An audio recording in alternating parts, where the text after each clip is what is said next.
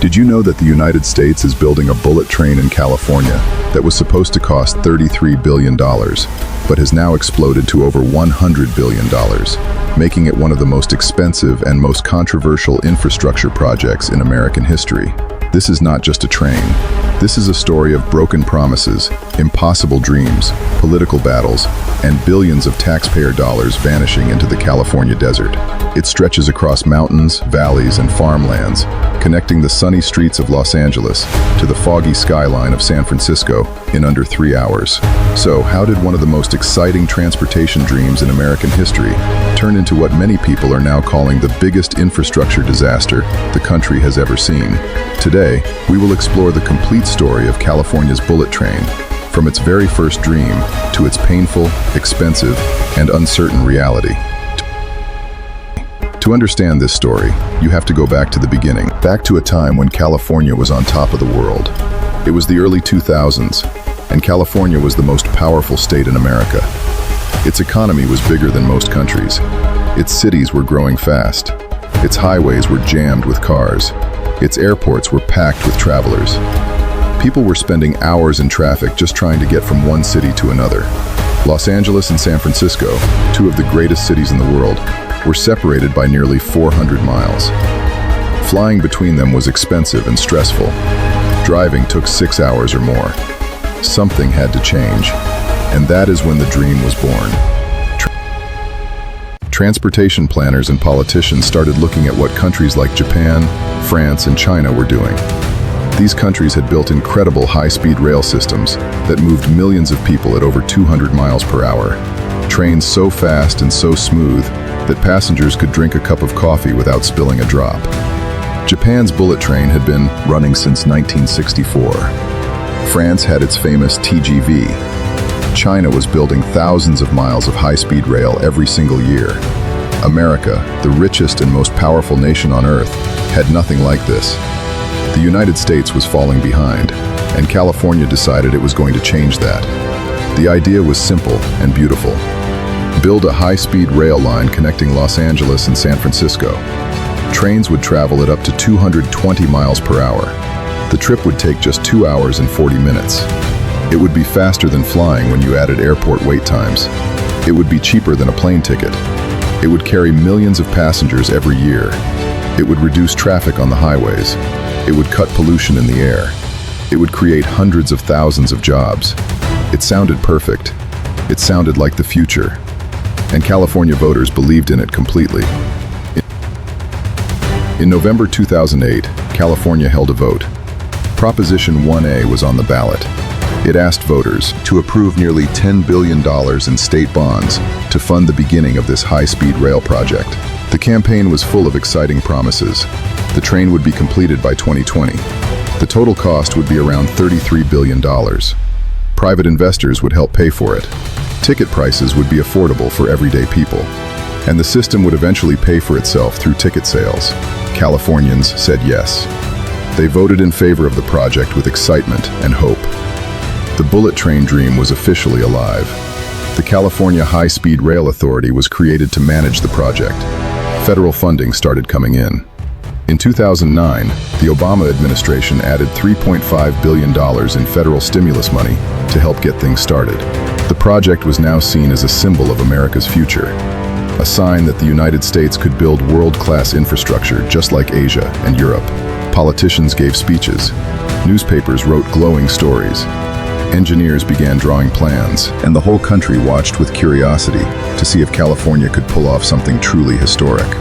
But underneath all the excitement, serious problems were already hiding in the shadows. The route of the train was far more complicated than most people realized. California is not a flat, open land. It is a state full of mountains, valleys, fault lines, rivers, and densely packed cities. Building a high-speed rail line through this landscape was going to require tunnels through mountains, bridges over valleys, and tracks running through some of the most expensive real estate on the planet. Engineers quickly discovered that the original cost estimates were dangerously low. The $33 billion number had been based on assumptions that turned out to be completely wrong. Land was the first giant problem. To build a railroad, you need to buy the land it runs on. And in California, land is not cheap. The rail authority had to negotiate with thousands of landowners along the route. Farmers, homeowners, businesses, and local governments all had to be convinced or legally forced to give up their land. This process was slow, painful, and incredibly expensive. Lawsuits started piling up. Communities fought back. Environmental groups filed legal challenges. Every delay cost more money, and the costs kept climbing higher and higher with no end in sight. Then came the engineering discoveries. When teams began doing detailed surveys of the land, they found problems nobody had fully prepared for. Soil conditions were worse than expected in many areas. Underground water systems complicated tunnel planning. The seismic activity in California, the constant threat of earthquakes, meant that every inch of the track had to be built to survive powerful shaking. These were not small problems. These were massive, expensive engineering nightmares that required redesigns, new studies, and enormous amounts of additional money. By 2012, just 4 years after voters approved the project, the first major warning signs appeared. A new business plan was released that shocked the public. The cost estimate had jumped from $33 billion to $68 billion. The completion date had been pushed back from 2020 to 2033. People were angry. Politicians who had once supported the project started distancing themselves. Critics called it a disaster. Supporters said it was just normal growing pains for a complex project. But deep down, many people were beginning to wonder if California had made a terrible mistake. The battles that followed were unlike anything California had seen before. The high-speed rail project became one of the most debated, most criticized, and most politically charged infrastructure projects in the history of the United States. On one side stood the believers, governors, urban planners, environmental groups, and transportation advocates who said the train was absolutely necessary for California's future. On the other side stood the critics, taxpayer groups, Republican lawmakers, skeptical economists, and frustrated voters who said the project had become a money pit with no realistic end in sight. The construction was broken into segments. Because the full route from Los Angeles to San Francisco was so complicated and so expensive, planners decided to build the easier parts first. They chose a stretch through the Central Valley, the long, flat agricultural region in the middle of California, as the starting point. This made sense on paper. The land was cheaper, the terrain was flatter, the engineering was simpler. It would allow construction to begin while more complex sections were still being planned and funded. The groundbreaking ceremony happened in January 2015. Shovels went into the ground, cameras rolled, speeches were made, and for a moment, it felt like the dream was finally becoming real. But the Central Valley section quickly revealed how hard this project truly was. Even in this so-called easier stretch, construction crews ran into problem after problem. Land acquisition was still painfully slow. Hundreds of property owners refused to sell or demanded prices far above market value. Legal battles dragged on for years. Utility lines had to be moved. Roads had to be rerouted. Irrigation systems that farmers depended on had to be carefully worked around. Every single mile of track required a mountain of paperwork, legal approvals, and engineering decisions. The workforce challenges were equally serious. Building a high-speed rail line is not like building a regular road or a normal train track. It requires extremely precise engineering. The rails must be perfectly level and aligned to fractions of an inch. The bridges must be engineered to carry trains traveling at over 200 miles per hour without any vibration or flex. The systems that control the trains must be flawless, because at those speeds, any mistake could be catastrophic. Finding enough workers with the right skills was incredibly difficult. Training new workers took time, and time, as everyone connected to this project knew all too well, meant money. By 2018, the cost estimates rose again. This time the numbers were truly shocking. The California High-Speed Rail Authority released a new report saying the full system from Los Angeles to San Francisco would cost somewhere between $63 billion and $98 billion. Other independent analysts put the number even higher. Some studies suggested the final cost could reach $100 billion or more. The original $33 billion promise now seemed like a fantasy from another world. Governor Jerry Brown, who had been one of the project's strongest supporters, defended it passionately. He compared it to building the Golden Gate Bridge or the Transcontinental Railroad, saying that great things were never easy and never cheap. Then came a major political turning point. In 2019, a new governor took office. Gavin Newsom walked into the California governor's mansion and immediately made a stunning announcement. In his very first State of the State address, he said that building the full high-speed rail line from Los Angeles to San Francisco was no longer realistic. The project had been mismanaged, the costs were out of control, and he was not going to keep promising something that could not be delivered. Instead, he said California would focus on completing a shorter segment in the Central Valley, from Bakersfield to Merced. This smaller section would be finished first, and could one day be connected to a larger system in the future. The reaction was immediate and explosive. Supporters of the full project felt betrayed. They said Newsom was giving up on California's future. Critics of the project said he had not gone far enough and called for the entire thing to be canceled. The Trump administration, which had long opposed the project, used Newsom's announcement as an opportunity to try to take back the $3.5 billion in federal funding that had been granted during the Obama years. A legal war erupted between California and the federal government.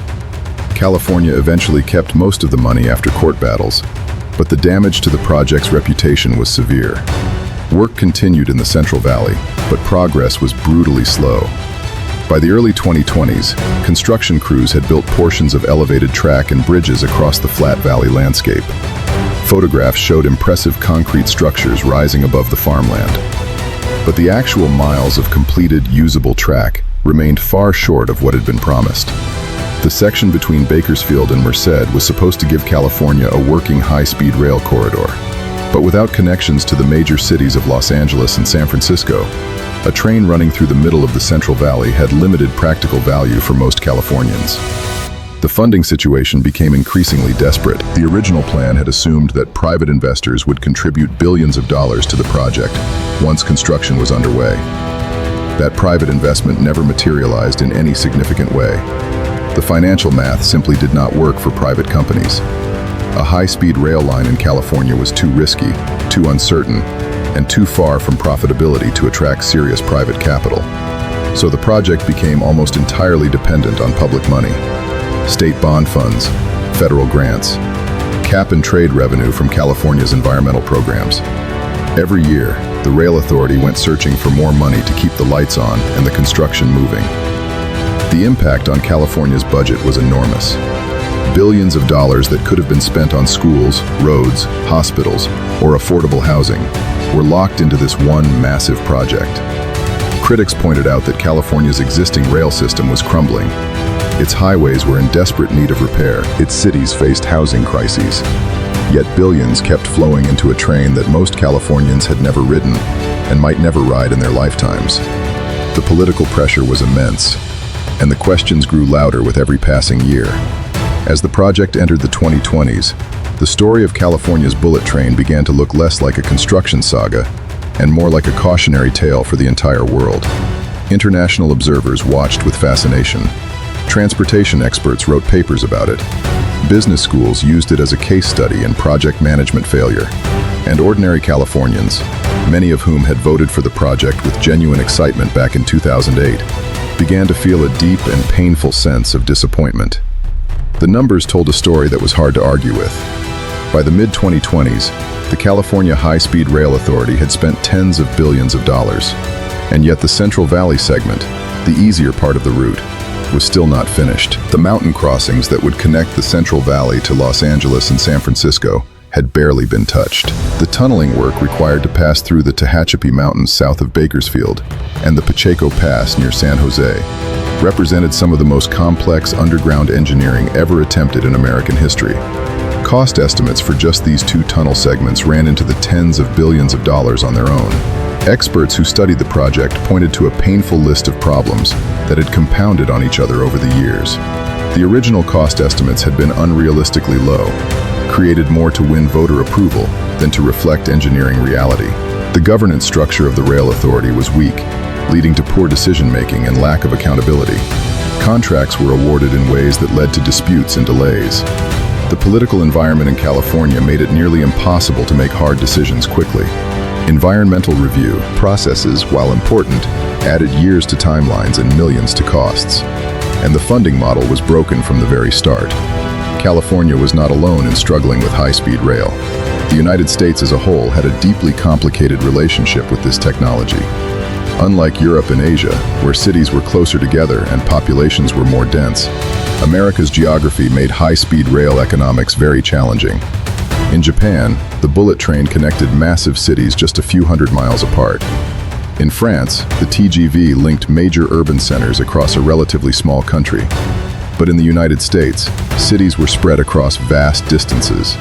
Car culture was deeply embedded in American life.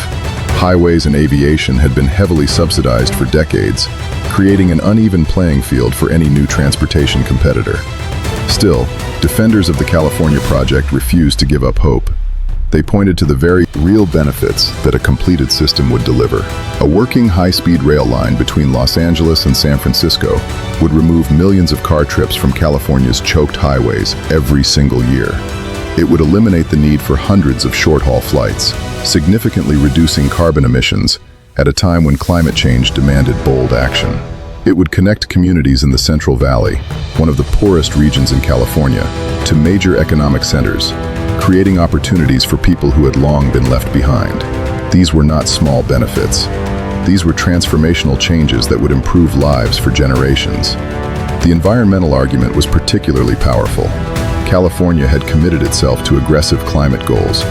The state wanted to reach carbon neutrality by 2045. Transportation was the single largest source of carbon emissions in California, responsible for more than 40% of the state's greenhouse gases. A high-speed electric train powered by renewable energy could make a meaningful dent in those numbers.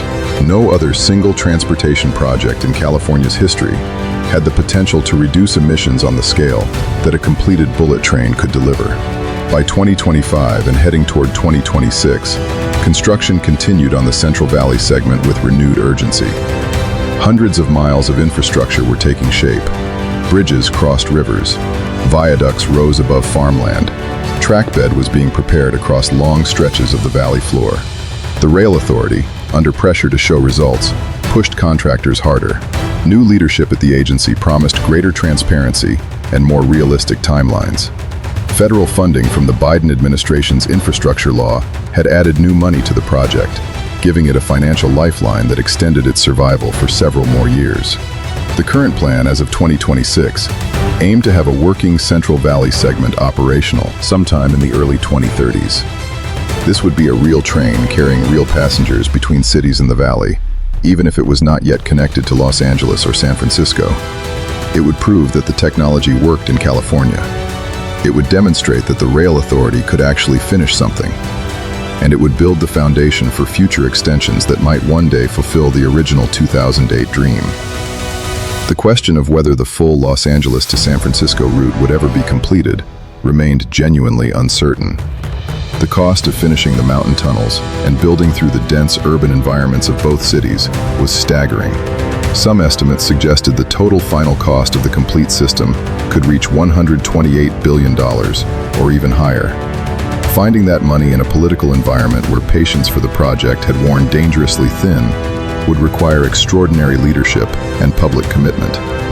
It was possible, but it was far from guaranteed. What California's bullet train story teaches the world is profound and important. It teaches that mega projects must begin with honest cost estimates, not optimistic ones designed to win approval. It teaches that governance structures must be strong, clear, and accountable from day one. It teaches that funding models must be realistic and not depend on private investment that may never arrive. It teaches that political courage is required to make hard decisions early, before small problems grow into catastrophic ones.